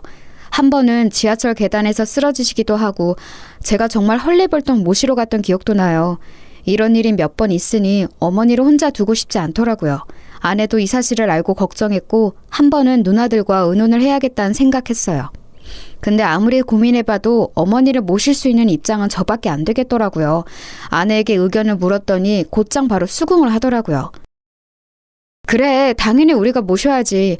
어머니가 우리 정민이랑 나를 얼마나 각별히 챙겨주셨어. 우리 엄마한테 물어보니까 원래 그 나이 되면 다 관절이 엉망진창이 된대. 더 물어볼 것도 없이 얼른 정리하고 오시라고 말씀드려. 이 부분에 저는 무척 감사하는 마음이 컸고 적극적으로 반영을 해서 모든 일이 일사천리로 이루어졌어요. 집안에 있는 한쪽 끝방을 어머니에게 내드렸고 그 바로 옆방이 아들방이었고 저희 안방까지 이렇게 집을 새롭게 개편하게 되었답니다. 그리고 며칠 지나고 어머니가 저에게 감상을 얘기하시는데 다행이다 싶으면서도 좀 걸리는 게 있는 거예요. 아이고 경선이같이 착한 며느리가 어딨어. 그렇게 지극정성으로 날 봐준다 글쎄. 화장실 오갈 때도 계속 물어봐. 괜찮으시냐고. 낮에도 뭐 먹고 싶냐고 물어서 계속 갖다 주더라. 그런데 사돈 어른이 평소에 이렇게 자주 오시니? 내가 여기서 니네 신세지며 할 얘기는 아니다만. 그래서 전 조금 놀랍고 무슨 일인가 했어요. 나중에 아내를 통해서 물어보니 이렇게 말하는 거예요. 아, 엄마가 정민이 계속 보고 싶대서 그냥 편하게 오라 했어. 서로 의식하면 불편하니까 그냥 신경 안 쓰고 각각 있다 가면 되잖아. 어머니도 괜찮다고 하시던데? 그리고 우리 엄마는 정민이 어지간히 이뻐하잖아. 학교 등하교도 계속 본인이 시키겠다고 하는데 애 데려와서 집에서 잠깐 쉬시게 해야 하니까. 이때까지만 해도 제가 너무 과민하다고 생각을 했어요. 아내 말 맞다나 우리 장모님이 애 어릴 때부터 봐주시기도 했고 집을 수시로 드나드셨으니까요. 그런데 어머니가 어느 날부터 다시 이렇게 말씀을 하시는 거예요. 있잖아 제철아, 나 간병인을 새로 구해주는 게 낫지 않겠니? 아무래도 경선이한테 계속 부탁하기도 좀 그렇고 사돈도 계신데 여러모로 마음이 편치가 않구나. 때마다 자꾸 이런저런 얘기하기 힘들어서 말이야. 어머니 말씀을 들어보니 뭔가 제가 모르는 상황이 있을 것 같아서 신경이 쓰였어요. 아내에게 이 말을 했더니 손사래를 치며 그러지 말라는 거예요. 아우 어머 무슨 간병인을 써. 너무 생돈 나가게 하는 거 아니야? 내가 충분히 잘 모실 수 있어. 걱정하지 말고 나한테 맡기라니까. 그럴 돈을 차라리 나한테 반만 줘. 나도 어머니 모시고 어떻게 해야 할지 애매했었어. 병원도 그렇고 좀 더 시간 내볼 테니까 돈 엄한데 쓰지 말고 나한테 반 주고 나도 지금 하는 알바 정리하고 어머니한테 집중할게. 솔직히 어머니 말도 맞단 생각이 들어 이렇게까지 하고 싶지는 않았지만 아내가 한사코 강하게 얘기하길래 그러기로 했어요. 오전에 지인 아는 식당 알바 도와주고 왔다 갔다 하니 가끔 덩그러니 어머니랑 장모님만 계실 때도 있었나 보더라고요. 이렇게 말하니 어머니도 그냥 알겠다 하시기에 이후로는 상황이 잘 지나간 듯 했었어요. 왜냐하면 아내는 어머니 모시고 마트도 가고 병원도 다녀오고 어디 다녀왔다고 저에게 종종 연락도 잘해주더라고요. 어머니도 이때 만족해 하셨고요. 아휴, 어째 나 혼자 있을 때보다 경선이랑 있으면 더 잘 다니는 것 같아. 애가 챙겨주니 고맙기도 하고 차라리 그 알바비인지 뭔지 경선이한테 얼마 주고 부탁하는 게 훨씬 낫구나. 처음에는 좀 어색했는데 말이야. 그래서 마음을 놓고 있었지만 어느 순간부터 어머니 표정이 점점 어두워지시고 말수도 줄어드시더라고요. 제가 약간 걱정을 하고 있으려니 아내가 그 부분에 대해 설명을 해주었어요. 근데 이 말이 전 슬쩍 기분이 나빴지 뭐예요? 어머니 요즘 기력이 없으신 것 같아. 나랑 있을 때도 저러셔. 엄마 말로는 아마 이제 몸도 망가질 대로 다 망가지고 회복이 까마득하니 마음도 처지는 걸 거라고 하더라고. 어머니 몸이 그렇게까지 안 좋으신 건 아닌데 다리랑 허리를 제대로 못 쓰시는 거지 많이 엉망이 된 건 아니야. 에이, 뭘 또 그걸 따지고 있어. 그냥 그렇다는 얘기지. 아무튼 어머니 컨디션은 그러실만 하다는 거야. 너무 예민하게 듣지 마. 아내는 이렇게 말을 하고 넘어가길래 제가 볼 땐 저보다 더 어머니랑 오래 있으니 훨씬 더 정확할 거라고 생각을 했어요. 그래봤자 평생을 저와 함께했던 어머니인데 왜 그 기간 모셔준 아내의 의견을 더 의지했던 걸까요? 이후로 어머니는 좀 확연하게 달라지셨답니다. 어머니, 전에 나물 한번 무쳐본다고 하지 않았어요? 주말에 한번 해보실래요? 나물? 글쎄, 내가 그랬나? 한번 해볼까? 에이, 참 당신도 어머니 그런 거 하기 힘드셔. 하나부터 열까지 손이 얼마나 많이 가는데 내가 알아서 할 테니까 그냥 둬. 이렇게 아내가 공연히 옆에서 말을 자르고 어머니 표정이 어두워지시는 걸 보니 기분이 좀 안 좋았어요. 그리고 갑자기 어머니는 저한테 누나의 안부를 물으셨어요. 서울에 사는 작은 누나 말이에요. 제철아, 제희 많이 바쁘대냐? 거기 좀 가보고 싶구나. 안 그래도 저 역시 누나랑 얘기할 게 좀 있었던 거로 그날 저녁 통화를 했고 곧장 모셔갔답니다. 나야 엄마 잠깐 왔다 가는 건 상관없지. 근데 엄마가 기력이 없다고? 왜? 일단 내가 엄마 모시고 갈게. 어디 많이 아픈가? 이렇게 누나가 엄마를 모시고 갔는데 며칠 뒤 다시 데려다 주면서 이런 말을 하는 거예요. 제철아, 혹시 옆에 올케 있어? 없지? 있잖아. 나 좀 고민해 본 게 있는데, 있잖아. 엄마랑 올케랑 사이가 좀 어떤 것 같아? 전 전혀 예상하지 못한 말에 약간 가슴이 울렁거렸어요. 이 사람이랑? 왜? 어머니랑 잘 지내는 것 같은데 누나 왜 그런 얘기를 하는 거야? 누나는 이때 숨을 들이쉬더니 잘 들으라면서 작게 말하더라고요. 생각해봐. 너 좀 듣기 거북하겠지만 나는 좀 이해가 안 가서. 보통 시어머니 병원 간다거나 간병인 붙여드린다고 하면 대부분의 며느리들은 그냥 둬. 자기 일거리가 줄어드니까. 근데 굳이 그 금액 반 달라고 하면서 자기가 모신다고 했다며. 근데 그날도 내가 엄마 태우러 갔을 때 보니까 올케 표정이 썩 안 좋더라고. 엄마한테도 약간 틱틱대듯이 말하고 말이야. 내가 있는데도 저러는 걸 보니까 없을 땐 어떨까 잠깐 생각이 들었어. 그리고 엄마 우리 집에 있던 그 3박 4일간 얼마나 잘 드셨는데 별거 없는 것도 되게 잘 먹고. 여기서 할 말을 잃었지만 누나는 계속해서 말을 하더라고요. 있잖아, 내가 신우짓 하는 게 아니고 엄마랑 관련된 거니까 얘기를 할 수밖에 없는 거야. 이거 좀 과하게 느껴질지 모르지만 말이야. 혹시 몰라서 그러니까 그 홈 CCTV 한번 달아보는 거 어때? 그거 하기 어렵지 않거든. 저는 그렇게까지 해야 되나 싶어 말이 순간적으로 턱 막혔어요. 그런데 누나는 계속해서 강조를 하더라고요. 아니면 어쩔 수 없고 그 다음부터는 치우면 되지. 내 말은 길게도 말고 한 이틀 정도만 켜두고 봐봐. 집에 안 쓰는 공기계 있을 거 아니야. 진짜 내가 괜히 이러는 게 아니고 우리 남편도 내 얘기 들어보니까 평소 그렇게 활달한 엄마가 네 집에서 기력이 없다니까 좀 이상하대. 처남댁이랑 잘 안 맞으시는 거 아니냐며. 그리고 난 좀 신경 쓰이는 게 어쨌거나 돈 100만 원 받고 시어머니 봐드리기로 했으면 그 시간대에 자기 엄마 부르는 거 좀 아니지 않니? 엄마 얘기 들어보니 사돈이 그렇게 들락날락 하신다더만. 이것도 심지어 엄마가 먼저 한 얘기도 아니야. 내가 이것저것 물어봤더니 하는 얘기마다 다 사돈이 같이 계셨더라. 마트니 뭐니 엄마 모시고 어디 갈 때도 사돈이 운전하거나 뒷좌석에 계속 탔었다며? 엄마 얼마나 불편했겠냐?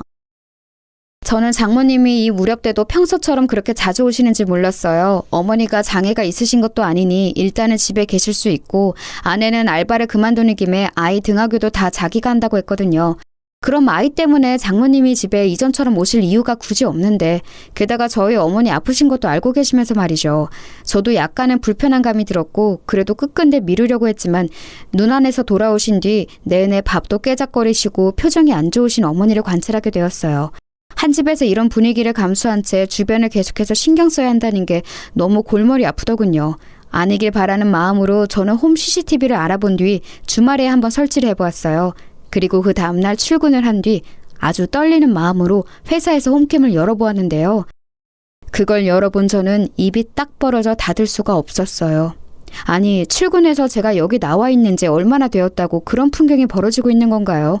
일단 보는 내내 제 마음이 진정되지 않고 머릿속이 하얘졌던 건 어머니가 너무 덤덤하게 계신다는 게 큰 포인트였던 것 같아요. 식탁과 거실 쪽을 비추는 화면 안에 어머니와 아내가 있었는데요. 요새 피곤해하시고 늦게 일어나신 어머니가 식사를 하시려는 것 같았어요. 그런 어머니께 밥그릇을 정말 아무렇지 않게 밀어내며 주는 모습에 순간 움찔했어요. 우리 아들이 아무리 지 엄마랑 싸우고 야단을 호되게 맞은 뒤에 밥 먹으러 나왔어도 저런 식으로 볼링공 굴리듯 줘본 적은 없는 아내입니다. 어머니는 그런 반응에 그냥 가만히 앉아서 고개도 움직이지 않고 계시더라고요. 누가 보면 잠들어 있는 줄 알 것 같아요. 계속해서 얼마 안 되는 그릇 몇 개만 쾅쾅 내던지듯이 두고 곧장 장모님이 한 화면에 잡히는 거예요. 장모님이 있는 상황에서 아내는 어머니에게 뭐라 소리 지르는 모습이 보였고 장모님은 그런 광경을 신경도 안 쓰는 듯 보였어요. 이 장면에서 저는 너무 놀라 잠깐 창을 닫았고 더 보고 있기가 힘들더군요. 오후에 켜서 다시 확인했던 내용에 비하면 이건 아무것도 아닌 셈이지만 적어도 제가 평소 생각했던 그림이 전혀 아니었어요. 아내랑 산 게 10년이 넘었고 이렇게 어머니랑 밀착해서 지내본 건 이 근래가 처음이었을 거예요. 늘 사근사근하게 말씀이 많으신 어머니가 우리 집 와서 너무 불편해하시는 게 아닌가, 왜 말수가 줄어드신 건지 조금 이상하긴 했어요. 그런데 대체 이게 뭐냐고요. 더 충격적이었던 건 꿀렁이는 가슴을 안고 제가 오전 11시쯤 다시 확인했을 때였어요. 그 안에 중간중간 확인했을 때에는 어딜 나간 건지 어머니는 방에 계시는 건지 잘 안 보였거든요. 이때는 거실에서 장모님과 어머니, 아내 세 사람 다 잡히길래 숨을 죽이고 다시 봤어요. 그런데 소파에 털썩 주저앉은 장모님과 우리 어머니는 화장실 쪽으로 허벅지 쪽을 잡고 힘들게 이동하시는 게 보이더군요. 분명 제가 있을 땐 아내가 일일이 서서 거드는 걸 봤는데 아내는 우리 어머니 쪽을 향해 뭐라고 소리를 지르는 듯 했어요. 이때도 너무 당혹스러워서 얼마 안 보다 다시 껐고 생각할수록 누나가 염려한 최악의 상황이 맞으면 어떡하나 고민되더군요. 하지만 오후쯤 다시 보았을 때 여전히 저를 짜증나게 만들었던 건 아내가 우리 어머니를 적잖이 함부로 대하는 상황 안에 장모님이 계속 계셨다는 거예요. 자기 집인 양 퍼져 계시더군요. 우리 어머니는 작은 방에서 나오시는 것도 못 봤고 날도 더운데 선풍기 하나로 괜찮으실까 싶었어요. 헌데 이쯤에서 제가 제 눈을 의심하게 된 화면이 있었는데요. 화장실로 어머니가 또다시 움직이는 모습이 있었는데 아내가 그 뒤를 따라들어 어머니의 등을 그 얄팍한 손으로 내리치는 거예요. 이미 앞서 많은 불쾌감과 혼란이 왔기에 이날 점심도 먹지 못하고 시뻘건 눈으로 이것만 계속 보고 있었는데 여기선 너무 놀라 저도 모르게 헉 하는 소리가 튀어나왔어요. 어머니는 아내의 손찌검에 그냥 고개를 숙인 채로 화장실 문을 열고 그대로 들어가시는 게 보였고 장모님은 분명히 그 장면이 보이는 곳에 있는 듯한데도 미동 하나 없으시더군요. 전 여기서 화면을 내린 후 목에 뭐가 걸린 듯 입을 계속 열고 있었어요. 침을 넘기기도 힘들고 대체 뭘 본 건가 싶더군요. 꿈이어도 깨면 기분이 지독하게 나빠올 판에 이게 뭔 상황이냐고요. 이게 현실이라니. 내가 아는 아내가 화면상 너무 진지하게 우리 어머니를 함부로 대하고 있었어요. 세상 무슨 자기 친구도 아니고 원수라도 저렇게 밀어대며 취급하지는 않을 것 같아요. 식사 준비하는 것부터 너무너무 기분이 이상했고 이후로 이뤄지는 광경들까지 무엇 하나 정상인 게 없었는데요. 심지어 우리 어머니 등짝으로 아무렇지 않게 손을 대며 화장실로 밀어내는 모습은 대체 뭐란 말인가요? 저는 곧장 떨리는 마음을 누르고 누나에게 바로 연락했고 놀란 누나에게 영상을 캡처해서 보내주었어요. 누나, 나 지금 내가 뭘 본 건지 모르겠다. 누나가 봐도 이상하지? 나 지금 좀 토할 것 같아. 어떡하지? 진정이 안 돼. 이 사람이 왜 그런 걸까? 누나, 나 이해 좀 시켜주라. 왜 이러는 거야? 아니야. 이 사람이 나보고 어머니 자기가 챙기겠다고 했는데 왜 그랬을까? 우리 어머니가 그렇게 경선했는데 말이야. 사진 보면 알겠지만 누나, 어머니 그냥 가만히 있단 말이야. 저렇게 손으로 쳐대는데 이게 말이 돼? 나 어떻게 이런 일이 다 있어? 누나는 전화를 일단 끊어보라더니 대강 확인이 되었는지 다시 전화가 걸려왔어요. 제철아, 안 되겠다. 좀 기다려줄래? 나도 같이 가봐야겠다. 나 금방 니네 집 가니까 너도 일단 집 쪽으로 가고 있어. 앞에서 만나자. 이리하여 누나와 저는 동시에 집으로 향했고 현관문을 열고 들어가 보고 제가 기함했던 건요. 아직도 장모님이 계셨다는 거죠. 박서방 지금 왔는가? 아이고, 너무 오래 있었네. 이제 일어나야겠다. 그렇게 말씀하시는 장모님은 뭘 그렇게 까드시고 계셨는지 소파 앞 테이블엔 과자가 한 봉지였고 볼이 미어질 정도로 빵빵해지셨더군요. 아내도 덩달아 일어났고 아들은 욕실에서 씻고 있는 듯 했어요. 저는 장모님 말에 대답도 안 하고 곧장 아내에게 물었어요. 어머니는? 어머니 방에 계시지. 주무시는 것 같은데? 형님도 오셨네요? 형님 무슨 일 있으세요? 이렇게 말하는 아내를 지나 곧장 저와 누나는 어머니 방문을 열었고 어머니는 찜통 같은 방에서 억지로 누워 계시더군요. 잠이 드신 듯 했다가 얼추 깨셔서는 저희 보고 왔냐고 하시는데 이때 너무 울컥함이 밀려왔어요. 허공으로 눈을 두고 어쩔 줄 모르는 저를 대신해서 누나가 어머니를 일으키더군요. 엄마, 잠깐만, 이쪽으로. 이렇게, 그치. 잠깐만, 올케, 이리 좀 나와봐. 나 좀 보자. 누나와 저 어머니, 장모님, 아내까지 다 누구 하나 자리에 앉은 사람 없이 일어서서 마주하게 되었는데요. 곧장 누나는 아내를 향해 핸드폰 화면을 내밀었고 바로 거침없이 폭격을 시작했어요. 내가 얼마 전에 엄마 모셔갔을 때부터 이상하다 했어. 올케 미쳤어? 우리 엄마가 뭐 치매라도 온 사람이야? 기억이 없고 말을 못하는 사람도 아닌데 우리 엄마 순하디 순한 성질을 갖고 이용하는 거야 지금? 여지껏 나나 언니들이나 제철이한테 우리 엄마가 말 안 하고 있으니까 더 사람 함부로 본 거 아니냐고. 올케 나 이거 신고해서 끝까지 갈 생각인데 어쩔래? 제철이랑 얘기해서 어찌해볼 생각하지 말고 빨리 결정해. 아내는 이 말에 허둥지둥 놀라면서도 미간에 주름이 잡혔고 장모님은 거기서 나서시더라고요. 아이고 사돈처녀 이게 다 무슨 일이에요? 우리 경선이한테 왜 그래요? 아니 듣다 보니 사돈이 뭐가 어쨌다는 것 같은데 하루 종일 시어머니 돌본 우리 경선이한테 뭐요? 신고요? 그리고 여기 친정엄마인 나도 있는데 지금 뭐하는 짓이래요? 어른이 어른같이 안 보여요? 이때 제가 불쑥 나서 누나 앞을 막고 장모님에게 따지게 되었어요. 생각해보면 더 크게 따졌어야 하는데 참 아쉽네요. 장모님, 지금 이런 걸 따지고 싶지가 않은데요. 저희 누나도 친정엄마인 우리 어머니 때문에 할 말을 하는 거예요. 지금 저희 누나가 보여드린 거 이거 안 보이시나요? 와, 저 보고 너무 놀랐습니다. 어떻게 저희 어머니한테 와이프가 저러고 있는 걸 그냥 보고만 계셨나요? 게다가 지금 집 거실은 냉방 때문에 추울 지경인데 저희 어머니 방문은 꼭 닫아두셨네요. 냉방 때문에요? 그리고 제가 네, 이건 저도 문제가 되겠지만요. 홈카메라 설치해두고 가서 오늘 뭘 하신지들 다 봤어요. 하도 어머니가 이전 같지 않고 이상하다고 해서 저도 신뢰를 무릅쓰고 이런 것을 해봤는데요. 뭐 하는 짓들이십니까 진짜?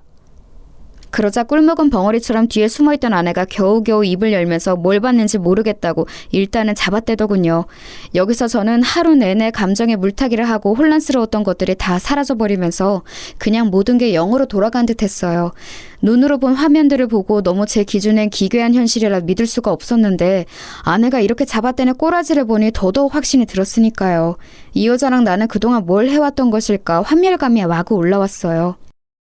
당신 눈으로 봐. 왜? 영상으로 볼래? 처음부터 끝까지 한번 볼 거야? 누나가 지금 경찰에 신고한다는 거 내가 말린 거야. 야, 당신 진짜 웃기지도 않는다. 어머니 왜 이런 얘기를 저한테 안 하시고. 죽겠다 진짜. 어머니는 땀으로 범벅이 된 몸이 냉기 아래 빠르게 식으셨는지 그리고 긴장이 풀리신 건지 그대로 식탁 의자에 미끄러지듯 앉으시더군요. 그 식탁을 눈으로 다시 보니 저는 정말 못 참을 지경이 되었어요. 그 테이블 위로 밥그릇과 반찬 그릇을 던지듯 쿵쿵 굴려대던 아내의 모습이 생각났거든요. 아내는 계속해서 부인을 했어요. 제가 더더욱 본인을 용서할 수 없도록 말이죠. 당신, 아니 잠깐 나 이거 뭔 상황인지 나도 모르겠어. 어떻게 이런 걸 말도 없이 놔두고 가? 언제 이런 건 샀어? 당신 진짜 무서운 사람이다. 내가 어머니한테 뭘 어쨌는데? 아니 막말로 해서 당신은 내가 얼마나 힘든지 알기나 해? 애 챙기고 어머니까지 챙기고 왔다 갔다 얼마나 힘들 줄 아냐고.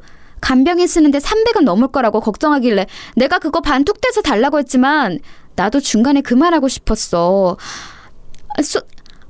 솔직히 나도 짜증낸 거 있긴 하지만 이거 다 내 잘못만은 아니야. 형님도 아까 저 뭐요? 신고요? 와 진짜 너무하시네요. 본인이 돌보실 생각은 안 하시고. 누나와 저는 이런 아내의 태도를 보고 더 말할 것도 없다고 생각했고 정말 더럽고 지저분한 꼴을 다 봐가면서 한 1년에 걸친 흙탕물 싸움 끝에 이혼을 하게 되었어요. 중간에 장모님이 얼마나 사냥개처럼 달려들고 절대 우리 딸 이혼은 못 시킨다고 악을 썼고 그럼 집은 내놓고 가라는 둥 말 같지도 않은 개소리를 하시더군요. 아내가 우리 어머니에게 했던 짓거리가 담긴 그 하루의 영상 기록을 보면 그 전에 그것도 어머니가 저희 집에 와 계시는 그 짧은 시간 동안 대체 뭔 일이 있던 건지 상상하기도 마음이 아팠어요. 어머니는 아무리 저랑 누나가 물어봐도 별거 없었다고 하고 자세히 말도 해주시지 않으셨어요. 아마 본인만 참으면 된다고 생각하시는 듯 했지만 우리 둘을 비롯하여 지방에 있던 누나도 올라왔고 미국에 있는 누나까지 귀국해서 다시 되짚어야 할 정도로 우리 가족의 상처는 컸어요. 가장 가슴이 찢어지고 죽을 맛이었던 건 저였지 않을까 싶어요.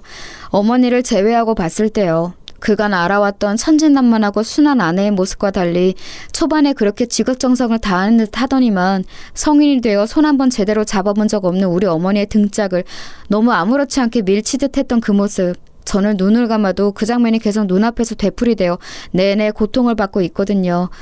뭔가 약이라도 있어서 먹고 잊을 수 있는 게 있다면 저는 그 장면을 제일 지워내고 싶어요. 게다가 저와 아내 사이에는 몹쓸 놈의 정이란 게 있었고 심지어 가장 저를 괴롭게 하는 관문이었던 자식, 바로 아들 정민이가 있었어요. 머릿속으로 당연히 이혼은 정해져 있었지만 생떼 같은 가족과 별 거지 같은 꼴을 다 치르고 찢어져야 한다니 너무 괴로웠어요. 어머니는 이 부분에 대해 너무 힘들어하셨어요. 별일 아니었다고 했잖아. 좀 이따가 다른 친척네로 가려고 했는데 왜 이렇게 일을 크게 만들었어? 이게 다 내 잘못이다. 아픈 게 죄야. 몸이 성치 못해서 자식한테 패만 끼치고. 사실 어머니가 이런 말씀을 하실 정도로 연세가 많지도 그렇게 몸이 다 멍망이 된 것도 아닌데 억지로 참느라 자식한테 말을 못하시고 나중엔 이게 알려져 자식이 이혼을 하는 것에 더 상처를 받으시다니 너무너무 가혹하게 느껴지는 거예요. 와중에 아내는 이혼하게 되었음에도 이런 독한 말을 내뱉었어요. 당신이 이렇게 한 거 안 잊을 거야. 정민이? 정민이 못 줘. 내가 키울 거야. 정민이 절대 안 돼. 그리고 뭐 고소를 해? 당신이 뭘? 내가 뭘 잘못했는데? 나는 아픈 시어머니 잘 봉양한 죄밖에 없어. 우리 정민이는 안 줄 거야. 정민이 누가 다 키웠는데? 우리 엄마가 나 아플 때 끼고 키운 애야. 아무튼 안 돼. 나는 뭐 고소 못할 줄 알아? 당신 몰래 촬영한 거 범죄야. 나도 알아볼 거야. 아내는 이렇게 악을 쓰고 소리소리 지르면서 자기의 다른 면모를 확인시켜 주었어요. 사실상 저런 일을 저지른 여자가 애를 데려가서 키운다는 것을 참을 수 없었지만 아이에게 물어봤을 때 얘는 이렇다 싶게 결정을 하지 못하더군요. 사실 정말 너무너무 가혹한 일이긴 했습니다. 도대체 왜 제 잘못이 무엇이길래 명백히 아내가 저지른 일로 어머니도 다치시고 제 결혼 생활도 파괴되고 아직 엄마 정을 못된 아이까지 빼앗기게 된 것이었을까요? 심지어 장모님은 동네에 온갖 욕을 퍼뜨리며 제가 바람을 피워서 이혼했다는 괴소문까지 퍼뜨리기 시작했어요. 찢어지게 가난한 본인네 집 형편에서 그나마 여유 있는 집에 시집간 막내딸내 기대어 매번 저렇게 왔다 갔다 본인은 호강에 겨우셨겠죠. 근데 이혼당해서 그 집을 나가야 하고 쫓겨나는 신세가 되었으니 아주 심술이 대단히 나셨나 봐요. 어차피 저는 집을 정리하고 그 동네로 옮길 예정이고 어머니 상태가 생각보다 많이 악화되셔서 더 신경 쓸 길이 없었어요. 이 무렵에 저는 정말 누가 뒤에서 제 등을 좀 잡아줬으면 좋겠다 싶을 정도로 아주 위태위태한 상태였어요. 어머니 영상을 본 것도 머릿속에 너무 뚜렷하고 살다 이렇게 기가 막힌 뒤통수를 맞아보는 것도 처음이었고요. 제가 이룬 가족도 붕괴되었고 매일 밤 퇴근해서 들어가며 보던 풍경과 아이 역시 다 잃게 되었으니까요. 게다가 스트레스가 꽤 심하셨는지 어머니는 얼마간 추가적인 치료를 더 많이 받게 되셨어요. 그동안 저도 회사에 휴가를 내고 한동안 정신과 치료를 받았어요. 뭐 할 수 있는 게 아무것도 없더라고요. 아내는 양육비며 이것저것 요구하는 게 많았지만 넋이나가 대꾸를 못하는 절 대신에 작은 누나가 많은 것들을 해결해주고 대신 맞서 싸워주었어요. 그래서 더 역한 꼴까지 가진 않았지만 하여간 저는 이후로 크게 일을 갈게 되었어요. 인간을 이렇게까지 미워해본 일은 아마 처음이 아닐까. 그것도 아이러니하게 사랑해서 결혼을 했고 아이까지 함께 낳아 키웠던 여자라니. 차라리 바람을 피웠다면 이보다는 나았을 텐데 싶어 몇 번이나 자다 깨서 경기를 일으키곤 했어요. 어머니의 상황은 갈수록 좋아지지 않았고 누나들의 근심도 커져만 갔어요. 누나들은 가급적 제가 빨리 일상에 돌아가길 바랬고 보다 못한 작은 누나가 이런 조언을 하더군요. 제철아, 일단은 잘 살아야 돼. 네가 지금 할 일은 그거야. 엄마도 지금 별 수가 없어. 올케 정말 이상한 인간이잖아. 그 일 다 잊으라는 거 아니야. 어떻게 잊냐, 사람인데. 잊어서도 안 되고 말이야. 일단은 너 살 길을 찾아서 살고 살아서 숨이라도 쉰 다음에 그 뒷일을 생각해보자. 이렇겐 죽도 밥도 안 돼. 왜 우리가 힘들어야 해? 엄마도 곧 좋아질 거야. 좀 견뎌보자. 누나의 말을 듣고서 저는 희망이 없는 상황이었지만 어떻게든 힘을 내보게 되더군요. 맞아요. 되던 안 되던 일단 살아서 숨구멍이 트여 있어야 뭐든 할 수 있는 거잖아요. 저는 얼마 안 가서 다시 회사로 복귀했고 이혼 사실을 주변에 조금씩 알렸고 사유에 대해서 굳이 언급은 하지 않았어요. 괴로웠던 건 아이를 아내가 데려가서 키우는 것 때문에 제 쪽에 결함이 있는 걸로 생각하시더라고요. 저는 이런 시선 때문에 더더욱 제 아이를 갈망하게 되었고 가끔씩 아이와 마주하게 될 때마다 속으로 더 크게 다짐을 하게 되었어요. 어머니와 아들 사이에 이처럼 쓰린 상처를 남겨 아리게 만든 건 절대 그냥 넘어가진 않겠다고 말이에요. 이혼은 어디까지나 필요한 과정이었을 뿐 저는 아내에게 제대로 제 화를 토해내지 못했어요. 그때는 너무 억울했는데 지나고 보니 그렇게 바보같이 제대로 화를 부리지 못했기에 다행이라고 생각해요. 그렇게 어줍지 않은 돈 따위로 퉁치고 해결 보지 않고 마음에 서슬퍼린 칼날을 품고 이를 갈다가 훗날 이렇게 완벽한 복수를 이루었기 때문입니다. 저는 정말 아주 근성 있게 계속해서 아내에게 완연하게 되갚아줄 날만을 기다려왔어요. 아이를 만나는 걸 방해할 때나 순순히 만나게 해줄 때나 그렇게 아이와 저와 아내 모두 적당히 나이를 먹어가는 동안에 말이에요. 본래 결혼할 때도 그랬지만 이혼할 무렵에는 정말이지 아내는 얼마 가진 것도 없이 정민이를 데리고 쫓겨나다 친정으로 갔었어요. 장모님이랑 같이 나란히 큰오빠네 집에 들어앉았다고는 들었어요. 그래서 어쩔 수 없이 우리 정민이도 지방으로 전학을 가야 했고요. 장모님은 더 물주가 되어줄 줄 알았던 사돈댁이 얄미워 사위가 바람을 피웠다고 소문을 냈고 그걸 결국 손주인 우리 아들이 돌려받았어요. 수군대는 사람들 때문에 어차피 이 지역에서 못 살게 되었고요. 전 중간에 몇 번이나 아들에게 사정을 물었어요. 지낼만해? 중학교는 어때? 엄마랑은 잘 지내고 있어? 친할머니가 너 많이 보고 싶어해. 이렇게 말하면 아들은 초반에는 이렇게 말을 했었어요. 엄마가 아빠네 가족 얘기하는 걸 싫어해. 다음 주부터는 너무 자주 안 만났으면 좋겠대. 나는 아빠랑 만나는 거 편한데 엄마랑 같이 있기 힘들어. 엄마 맨날 화만 내. 아들 얘기를 쭉 들어보니 역시 생활고가 만만치 않은 듯 했어요. 그러면서 뭐라고 애한테 화풀이를 해대는 건지 이상한 기대까지 하고 앉았더군요. 나 엄마가 좋은데 외삼촌이랑 외숙모는 싫어. 나랑 엄마가 여기 와서 사는 게 싫으신 것 같아. 사촌 형도 눈치 주고. 아, 외할머니는 나한테 여전히 잘해주지. 근데 엄마랑 맨날 싸우셔. 전에 삼촌이 엄마한테 생활비 얼마 내라고 해서 불같이 싸웠거든. 삼촌이 엄마한테 욕하고 장난 아니었어. 그래도 엄마는 나 공부시키려고 장난 아니야. 옛날에도 엄마가 욕심이 있긴 했잖아. 이렇게 아들 말 그대로 아내는 꽤나 아들한테 욕심이 있던 사람이에요. 어릴 때부터 이것저것 빠져서 애한테 영어 유치원이며 뭐며 자기가 못해본 꿈을 이루겠다고 어지간히 공부도 시켜댔었어요. 이상하게 허영이 있어서 돈 있는 여자들이랑 어울려 다니면서 허세를 부렸었고요.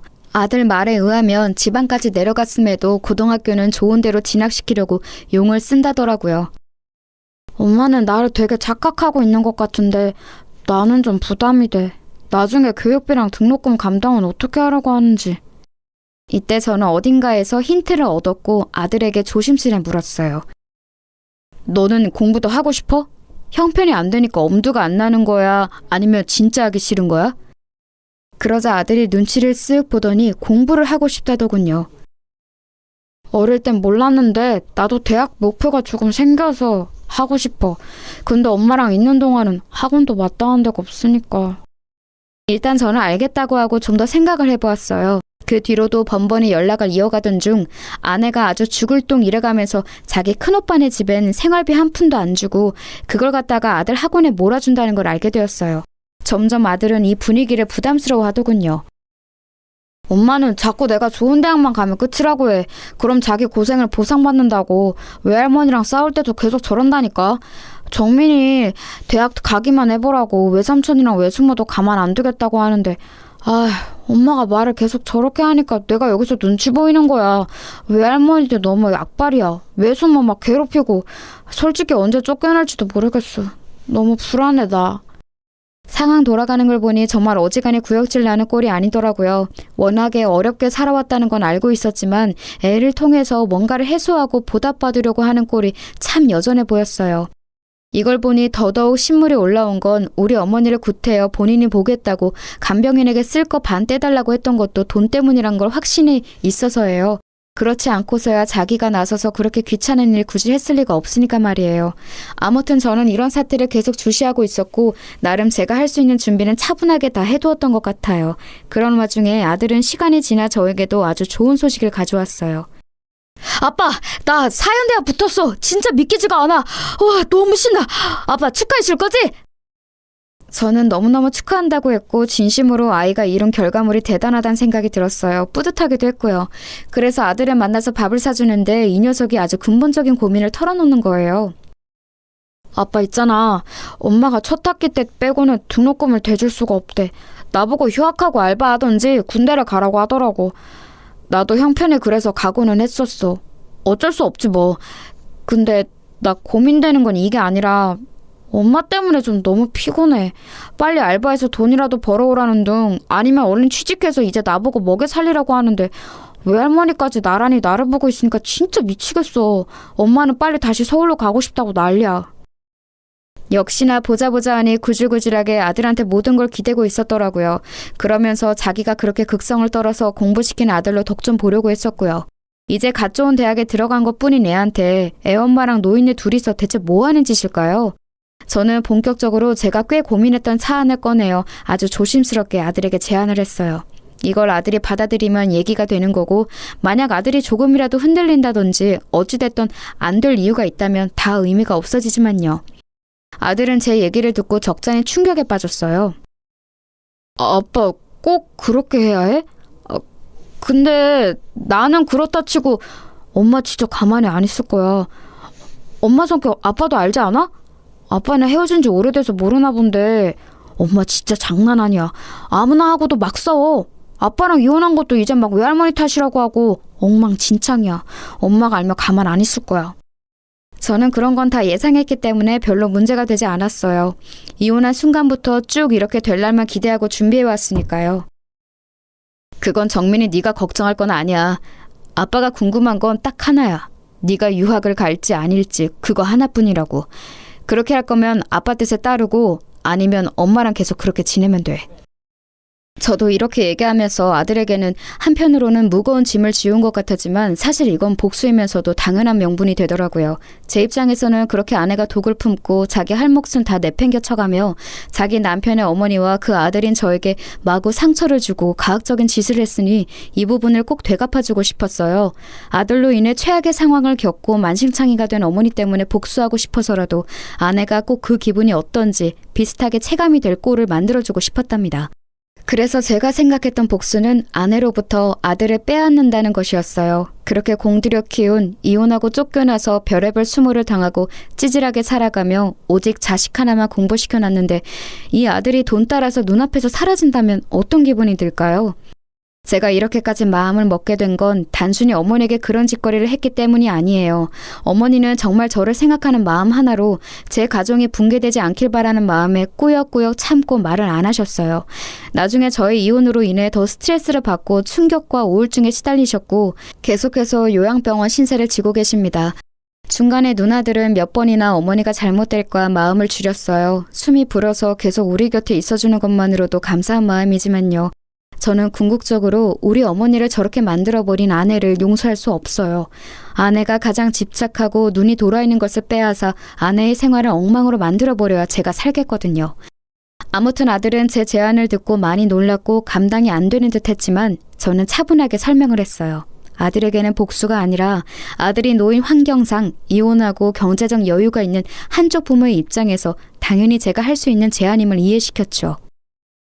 너도 알아들을 나이가 되었으니까 얘기하는 거야. 엄마가 그간 너를 고생해서 키운 건 인정한다. 하지만 이후의 생활은 어때? 좋을 거라고 상상이 되니?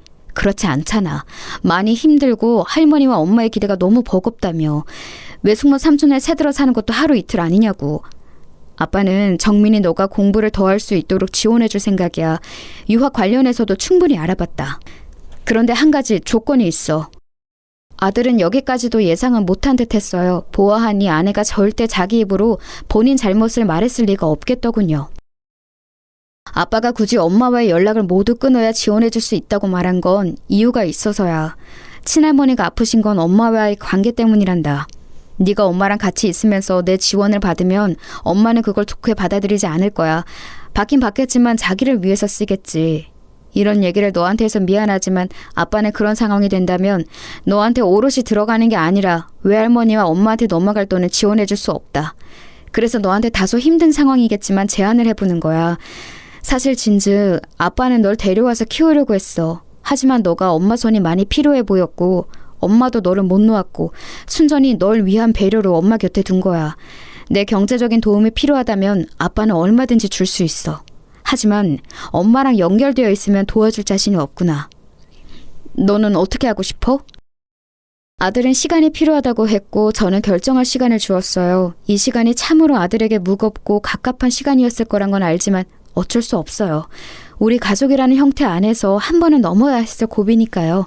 당연히 아들 입장에선 너무 어려웠을 거란 생각이 들었죠. 그래도 전 막힘없이 같은 제안을 할 뿐이었어요. 성인이 되어 자기 의사를 결정하게 되었고 한쪽 부모와의 삶이 많이 버겁다면 아이는 다른 선택을 할 수도 있는 거예요. 결국 제가 주었던 기한이 다 되어 아들에게 전화가 걸려왔어요. 이때는 저도 순간적으로 두근거리더군요. 아빠, 나 엄마랑도 좀 얘기를 해봤어. 엄마가 단번에 안 된다고 하더라. 아빠에게 안 꺼내고 그냥 유학 얘기만 했는데 엄마는 도저히 받아들일 수 없나 봐. 무슨 형편으로 가냐고 난리를 치고 호강 좀 받아보겠다고 다 키워놨더니 무슨 개똥 같은 소리냐고 하네. 그래서 저는 다시 되물었어요. 네 생각은 어떤데? 엄마의 의견은 그렇다 치고 네 생각도 확실하게 말을 해봐. 나는 내 마음으로는 유학을 가고 싶어. 상상도 못 해봤던, 꿈에서도 한 번도 안 그려봤던 그림이 유학이야. 근데 아빠한테 얘기를 들으니 정말 참을 수 없이 가고 싶어졌어. 저렇게 엄마가 반대하고 들어놓으니까 더더욱. 아들은 간절히 가고 싶어하는 게 느껴지더라고요. 저는 더 들어볼 것도 없다고 판단했어요. 그럼 된 거야. 너는 유학을 가면 돼. 뒷일은 아빠가 알아서 할 테니 신경 쓰지 말고 네가 간단히 생활할 짐들을 챙겨서 나와라. 이렇게 되어 아들은 짐을 챙겨서 서울에 있는 제 집으로 왔고요. 그전까지는 지 엄마에게 아무것도 오픈하지 못하도록 했어요. 이윽고 이 사실은 제가 전화로 알리게 되었답니다. 저는 이 순간을 얼마나 기다렸는지 몰라요. 정말 수년이 지나서 10년이 지나 목소리로 서로 1:1 대면을 하게 된 것 같아요. 개면쩍게 전화를 받는 아내에게 저는 결론부터 줄줄이 말을 해나갔답니다. 오랜만이네. 나도 당신한테 전화 같은 거 걸고 싶지 않았어. 진정하고 있잖아. 정민이는 내가 알아서 할 테니까 당신은 이제 당신 앞가림이나 잘하고. 알겠지? 뭐? 정민이가 뭘 어쩌고 어째? 지금 뭔 말을 하는 거야 당신? 이처럼 덜 떨어지고 멍청한 말투로 분을 토해내는 아내의 반응을 보며 저는 정말 속으로 너무너무 웃음이 나와서 멈출 수가 없었어요. 너 우리 어머니한테 한 짓 잊었어? 어디 한번 제대로 뒤통수 맞고 아들과 엄마 사이 피눈물 경험해봐. 이 말이 목구멍까지 차오르는 걸 참느라 목이 아플 정도였네요. 머리가 나빠? 무슨 말인지 모르겠어? 애 공부에 오른시키느라고 본인 머릿속 지능은 다 갖다 버렸나 봐. 정민이 앞길은 내가 알아서 한다고. 당신 사는 거 힘들 거 아니야. 애 어릴 땐 당신이 하도 박박 악을 써서 지랄을 해대니 그땐 내가 놔준 거야. 거진 10년이 되도록 끼고 살았으면 할 만큼 누린 거 아니냐고. 이젠 뒷일은 내가 알아서 할 거야. 애 유학도 하고 그 구질구질한 데서 안 살게 끌어내왔어. 그니까 여기는 신경 끄라고. 알아듣지? 저는 이때 환희를, 이 기쁨을 정말 이기기 힘들었어요. 어머니 일을 당했을 때 저는 너무 충격이 크고 주저하며 바보같이 어쩔 줄 모르고 소극적으로 대처했었어요. 몇 번이나 나쁜 생각을 했었고 어머니는 그런 상황에 두고 아내를 철썩 믿었던 저를 탓했었고요. 저는 정말 그날의 장면을 한 번도 잊은 적이 없었고요. 계속해서 기다리고 또 기다렸어요. 철저히 준비해서 구질구질한 싸움 없이 아주 간편하게 아내에게 복수를 할 수 있는 날은 말이에요. 아내가 저렇게 발작을 일으키는 건 그간 저의 고통에 대한 아주 재미있는 보상이랄까? 솔직한 마음으로 더 잘못되라는 마음도 컸지만요. 아무튼 아내는 길길이 날뛰고 그 뒤로도 한 일주일간은 전화가 왔었어요. 저는 마무리 확실히 짓기 위해 걸려오는 전화마다 다 받고 몇 번이나 확인 사살을 시켜줬어요. 왜? 애한테 다 쏟아붓고 그지 되었는데 애 뺏기니 못 참겠어? 당신 진짜 웃기다. 남의 엄마랑 아들 사이는 아주 반타작을 내놓고 본인 자식이랑은 잘 살 생각을 야무지게도 했네. 당신이 우리 어머니한테 한 짓을 내가 이혼 정도로 끝내주니까 세상 살기 쉬워 보이지? 이제 알아서 살 길 잘 살아. 정민이는 당신이랑 살고 싶지 않대. 돈에 환장해서 사람 함부로 대하는 벌을 아직도 못 고쳤더라. 어디 이제 아들한테 슬쩍 업혀갈 생각을 해? 주제를 알고 당장 꺼져. 그 꼬라지 들어주는 건 더 이상 정민이한테 한 남기지 말라고 오늘까지만 해주는 배려야. 앞으로는 국물도 없으니까 전화하지 마라. 그 구질구질한 목소리 또 들려오면 난 더한 짓도 해줄 수 있어. 기대하는 게 좋을 거야.